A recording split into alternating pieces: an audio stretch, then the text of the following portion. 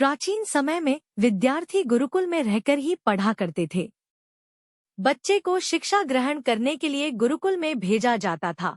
बच्चे गुरुकुल में गुरु के सानिध्य में आश्रम की देखभाल किया करते थे और अध्ययन भी किया करते थे।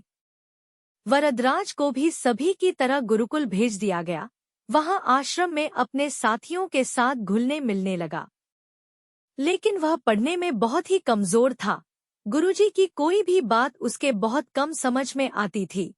इस कारण सभी के बीच वह उपहास का कारण बनता है। उसके सारे साथी अगली कक्षा में चले गए, लेकिन वो आगे नहीं बढ़ पाया।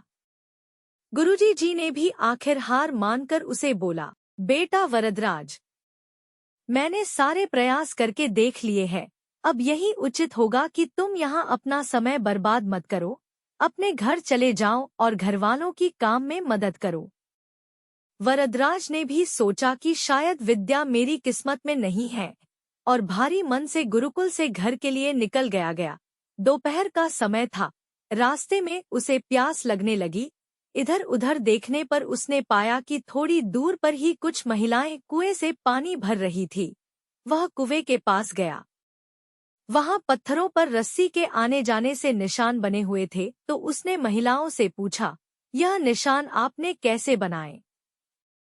तो एक महिला ने जवाब दिया, बेटे, यह निशान हमने नहीं बनाए। यह तो पानी खींचते समय इस कोमल रस्सी के बार बार आने जाने से ठोस पत्थर पर भी ऐसे निशान बन गए हैं।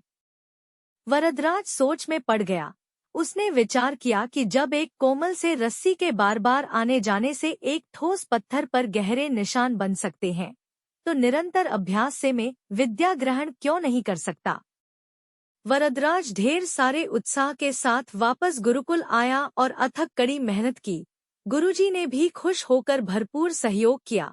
कुछ ही सालों बाद यही मंदबुद्धि बालक वरदराज आगे चलकर संस्कृत व्याकरण का महान विद्वान बना, जिसने लघु सिद्धांत कौमुदी, मध्य सिद्धांत कौमुदी, सार सिद्धांत कौमुदी, गीर्वाण पद्मंजरी की रचना की।